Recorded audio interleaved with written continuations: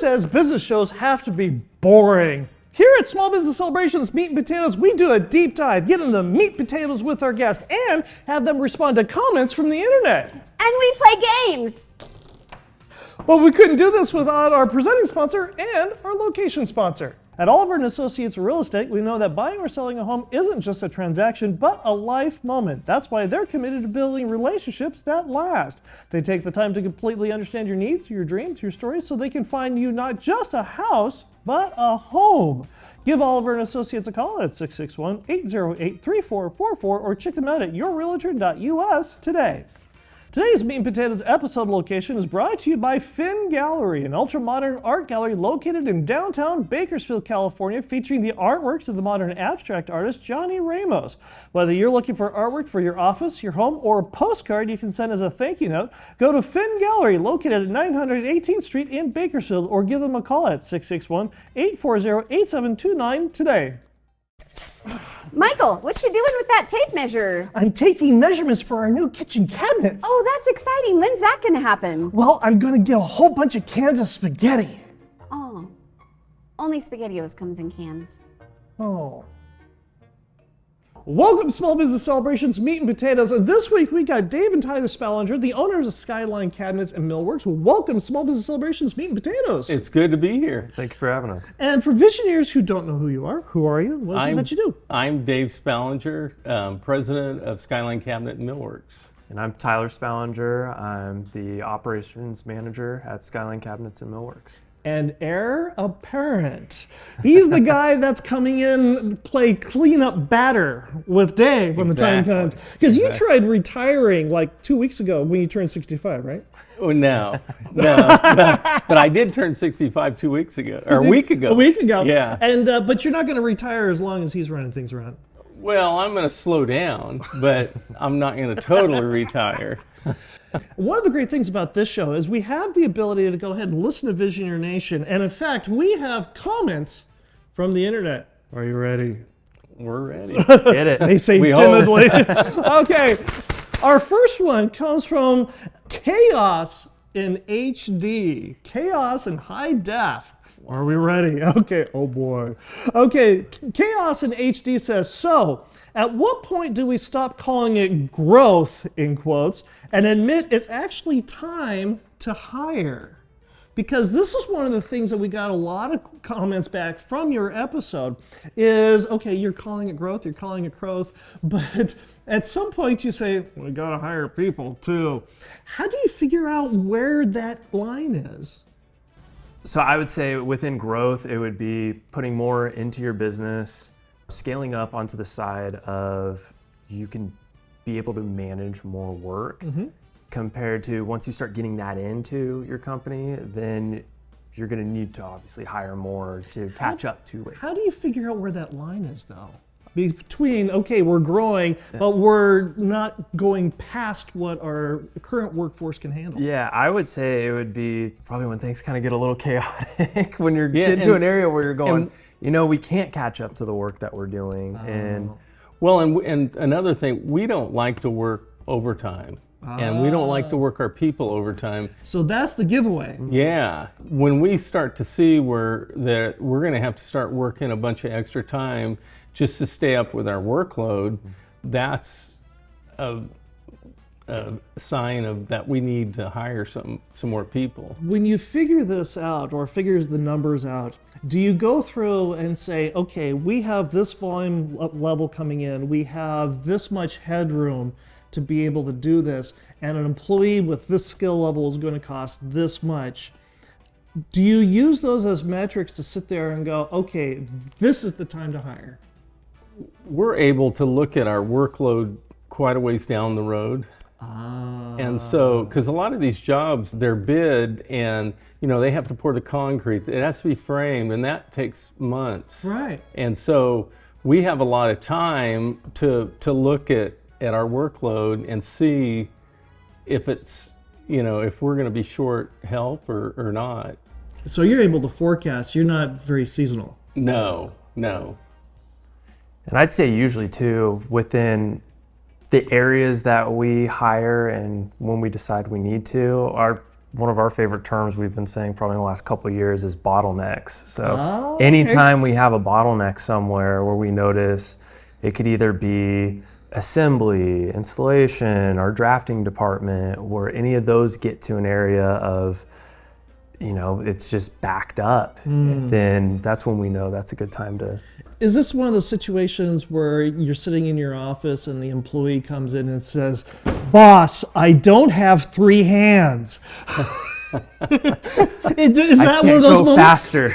Exactly. I can't do that. Is that how you know that? Okay, I have to. I'd say, yeah, to an extent. It's like with the main machine that we went over in the shop with the automated one, when we didn't have that machine, we were running 30 sheets a day and we're 200 sheets behind. Oh, wow, yeah. And then now we're caught up on jobs in a day. Can And you have a whole 2-3 days that it's just sitting there. And wow. because we're caught up. We figure out where our bottleneck is and we try to solve that problem. And that's the fun part about having a bottleneck, is you get to solve it. Right. And because we knew when you add technology and it speeds your production up, as far as if it's just the parts that it's cutting and everything, well, all of a sudden you have another problem, is we don't have enough people to put them together. And so that could be another bottleneck.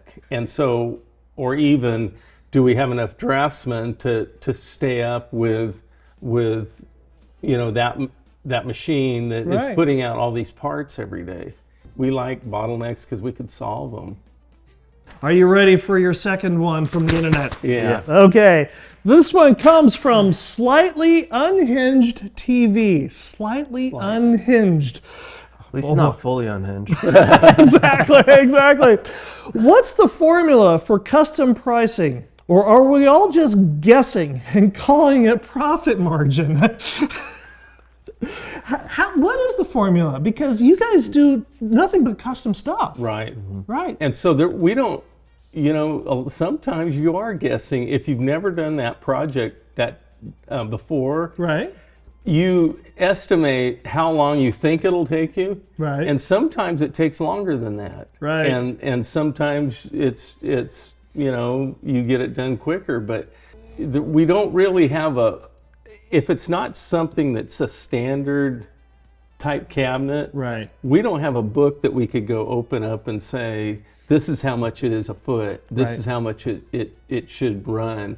Because, everything's so custom. And that's why I've always said, I think that's the hardest thing in our business is estimating. Right. Yeah. So let me ask you, Tyler, have you had any projects come in and you're trying to put an estimate together for a set of cabinets, and your dad walks in and says, "Yeah, we did this project back in 1986. And I think it took us this long." Have you had any of those moments? I've had similar to that. We have a whole file drawer where we, have all of our jobs stocked in. And so, Files. every now and then I'll have like Sierra School equipment. We'll go, hey, we did this job 20 years ago. Right. And we want to update on it or do something similar to that. Right. And then so I got to dig through the files and find it. And then once I find it, you look and you go, man, the prices were like so much cheaper back then. Okay, we have one more. Are you ready? Okay. This one comes from No Plan, Just Vibes. No plan, just vibes. Okay, No Plan, Just Vibes says, everyone loves talking about scaling right up until quality quietly leaves the chat. So, as you guys have grown, because you have a 32,000 square foot facility right now, and one of the things that you guys were talking about is quality control, quality and scaling at the same time. How did you go through and maintain the same level of quality for the end product as you continue to scale and grow? We've been in business for 78 years, Right. and one of the top priorities is the quality. Right. And I mean, that is what we live off of. Sure. It's a daily going out in the shop and making sure that Tyler and I, making sure that everything, that our quality is still there. Right. And I gotta say, as the years have gone by, our quality has gotten better and better and better, and it's due to the technology that we have now. The drawer slides are better, the hinges are better, the equipment is better. Everything is more precise than it ever was. I wouldn't want to grow anymore if we had to sacrifice quality. That's the thing.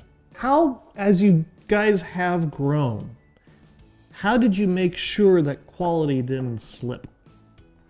I'd say it's instilling like a standard order of operation to our employees. And How so? with also our going in the back quality control of checking on how things are. Okay. We've had times where, we'll go out and see based on something has to be sanded down, and we'll look and go, you still need to sand more on that, because once it gets stained, you might see something right here, or there might be a little imperfection there. And when certain guys, if they start working and they're, worked at a different shop or anything, it's a way different thing they have to break into at first, because we're very on top of that side of it. The key, though, is you grow and you grow and you scale and you scale. One of the challenges that a lot of businesses face as they grow and they scale is that they add more people, they add more equipment, they add more things, and things start falling through the cracks. Yeah. How do you prevent, and that's the trap that they're talking about. Well, that's the trap. You know, it's a lot of training too. Our foreman and everyone out in the shop. One of the things that I've always said is we don't do track work, apartments, low income housing, any of that stuff. Right. And once your employees get used to doing that, and then they try to go do a high-end job, your quality goes down. Right, right. And so we stay away from that, and we have a niche, Right. You know, and I think once the guys are trained, they know that if they don't keep the quality and the standards up to the level that we're expecting, they're going to have to redo something. How do you go through and help your team keep that quality when you bring in new personnel? Because you can't babysit them. No. Well, and I think it's the people that you bring up within the company too. Okay. Like I'll say our foreman, he's around my age and he comes from the UK actually. Right. So he's got an extensive background in working in custom cabinetry. And millwork. And I mean, millworking. incredible. No, he's incredible. And within that area, we've gone through with him and putting a lot of trust in him on his eye of seeing things and knowing what the standard is. And it rubs off. Yeah. You know, they see how young he is actually, Right. and they respect him, and it rubs off. When I started Meat and Potatoes, I had no plan, but I definitely had a great vibe. And that vibe came from Tamala. And now it's time for Off Script with Tamala. Welcome to Off Script with Tamala. I'm Tamala, and today we've got a top drawer business owner to interview, but we can't do that without our sponsor. Off Script with Tamala is sponsored by Cazador Staffing, your matchmaking experts for top-tier talent. They don't just fill positions, they find the perfect fit for your team. No awkward hires, no ghosting, just real results. Ready to fall in love with your next hire? Visit CazadorStaffing.com or call 877-800-4622. Cazador Staffing, swipe right on better talent. Dave and Tyler, thank you for joining us for, my segment of Meat and Potatoes. I have some questions for you, and then we're going to play games. You get to spin the wheel of destiny. Oh, good. Okay? Good. All right. What do you think your father would say if he could see your company now? I think he would be blown away. Yeah? Yeah, I think he would be very proud of not only me, but of Tyler as well. And to see where it's gone, yeah, he would be just amazed and proud of us. Did he have the mechanical CNC.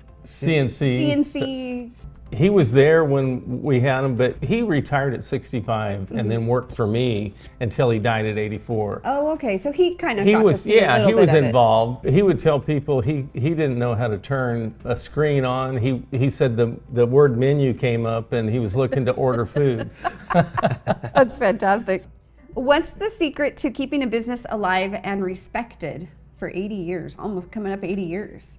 I think it's being honest with people. A lot of people just come to us and say, build this for us, and then send us a bill. They have to have a lot of trust in you, and you have to be honest. If you have problems, take care of them yesterday. Yeah. Don't wait. How did your company end up building showrooms for Rolex? How does that happen? One of my little mottos is, it's who you know that gets you there, and it's what you know that keeps you there. Okay. Okay. And it was through a friend, John Abrams, who owns Wickersham Jewelers. Okay. And he was the one that called me and said, hey, I've got an opportunity that you might want to look at. And it was doing work for Rolex. And there was only 10 fabricators in the world, and they wanted to add 2 in Europe and 2 in the United States. I looked at it and thought, this could be a good opportunity for us, and went through the whole process. And then we did 1 store. And they looked at it to see if we did good enough work to put us on the list. Yeah. And they actually told us it's the best store that for someone's first time that anyone has ever done. Wow. And so it was really, really neat. It's been a lot of fun. That's fantastic. What did that opportunity do for your business, though? It gave us credibility. If you could please Rolex, you could please anyone. Yeah. For Bakersfield. Yeah. That Put us here, on the map. Here, people think that Bakersfield is this podunk town, and there is so much quality people here, quality businesses, and I mean, talent. and talent. Yeah. And it's been the neatest thing. Yeah. So. All right, Tyler. Ready? Yeah. All right. And also, hardwood is not laminate. Yeah. Hard, yes. Yeah. You heard it from me. Okay. Be honest. Is it hardworking for your dad sometimes? Oh, yeah. Yeah. Yeah. I mean, I think anybody that works in a family business would say working within their family, it's hard working with them. But I think sometimes you get a mixed relationship of, employee, employer, father, son. And then when you're dealing in certain situations, I think with both of us, and I think any other person in family business, sometimes it's hard to turn on and off between It's a hard balance. your relationship Yeah. with it. But I mean, I still think it's the greatest thing to deal Yeah. with is working with both my dad and my mom. So Oh, your mom works there too? yeah, so she does the accounting in the Okay. company. Oh, And excellent. Oh. she's not a camera person, so Okay. Well, she's like, I'll stay behind the scenes. okay. You ready to play some games? Definitely. Because we want to get to know you outside of the business. We know your business now. We know all the ins and outs. We know laminate and hardwood is different. Yeah. But now we want to get to know you. So we're going to play some crazy games. You guys can take turns spinning the wheel. Who wants to go first? 2 truths and a lie. 2 truths and a lie. So in this game, I'll tell you 2 truths and 1 lie. You have to try to figure out what I'm lying about. Okay. Okay? Okay. I choke on powdered donuts every time I eat them. My kitchen is painted yellow, and I do not like Coca-Cola. I feel like you love Coca-Cola, so I'm gonna tell you that's the lie. You're right. I don't drink a lot of soda, but if I am going to drink a soda, it's going to be a Coca-Cola. Yeah, I don't know much people who say they don't like Coke, so. Okay, so now it's, why don't you go next? Okay. In high school, I wore the mascot outfit. I was a snowboard instructor, and I'm a certified skydiver. Wow, that's hard. I think that you are not a ski certified. Which one? Snowboard instructor or certified skydiver? Dang, snowboard instructor. Nah, I was not a certified skydiver. Darn it. I was like, you could have been the mascot because you're tall enough, but maybe you played sports and you're just tricking me because you were actually, on track and field or something. Baseball, but Yeah. I wear it for football games every now and then. Okay, fun. What a Yeah. fun job. All right, Dave, your turn. Okay. I was a pole vaulter. Oh, okay, I rode a dirt bike from Tecate to Cabo, okay. and I have a hot air balloon.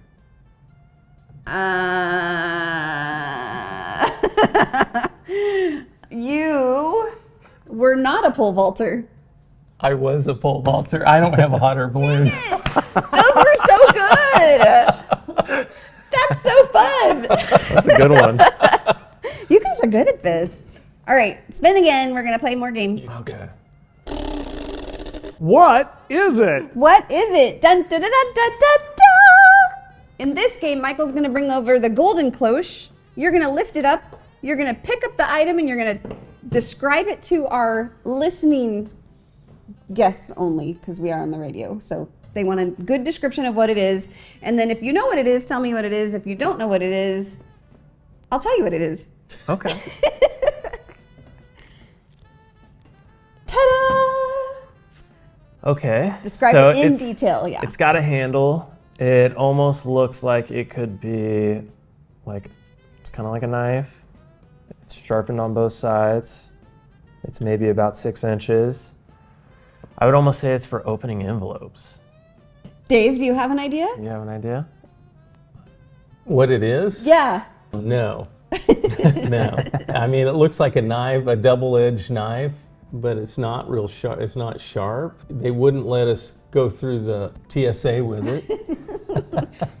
All right, I'll put you out of your misery. To cut cheese. Okay. This is an oyster shucker Oh, and I love oysters. or an oyster knife. The earliest ones are from the 1800s to the early 1900s. Back then, oysters were incredibly popular, and before refrigeration, they were just one of the few seafoods that they could travel with. So they could actually ship them and be sold alive in their shells. Pretty cool. These knives were usually made with wooden handles and thick forged steel blades designed not to cut, but to pry oysters open without breaking the shell. And apparently opening oysters was serious business because skilled shuckers could open hundreds in an hour, while the rest of us are still trying not to stab ourselves when we try to open one. So could you find a use for this in your workshop? That might work for making sandwiches at lunchtime. Oyster sandwiches? That'd be great. I mean, I definitely do oysters during lunchtime. Yeah, exactly. Oh yeah, lemon, a That'd little be bit awesome. of A little hot sauce. yeah, yummy. All right, All right, you're up your next. turn. Yeah. Desert island. Desert island. All right, you guys are deserted on an island. You don't need to bring water because there's a nice crystal spring going through the island. But what 3 items would you take on this deserted island with you? How long are we going to be there? You're deserted on an island. Okay. You don't know. Wow. I would take pizza. Pizza. Yeah, because Okay. that's my favorite food. Yeah, but you get 3 items, so. Okay, and then I would take, I would take some matches, Good. and I would take a gun. A gun. Yeah. Yeah. Because you might have to cook something. Well, you got to eat. Yeah. Yeah. Yeah. Yeah. Tyler, what would you take? I'd take a machete, Smart. a flint, Very good. and then honestly probably a hammock.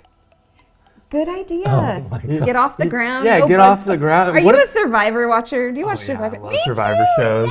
Yay! But at the same time, what if there's a snake? Like, Right? Well, you want to snakes be off the can still ground. climb the tree yeah, and then that's climb the true. rope, and Yeah, I don't you're like warm, snakes, so. Oh yeah, what Well- would you do? what would I do? Yeah. Oh, you want to ask me that? Yeah. Oh, no one's I want asked to know me what that. you would do for survival. I know this would probably not be on it, but I still want to know. Yeah. I would bring my husband. Okay. Yeah, I think I would bring a machete also and a flint. Yeah, because those are important things. Yeah, that's a good 3 right there. Yeah, because you can eat and cook. And build shelter and all that. Yeah. And then Michael could do all the work No. while you lay on the beach. Well, I could teach him a thing or two.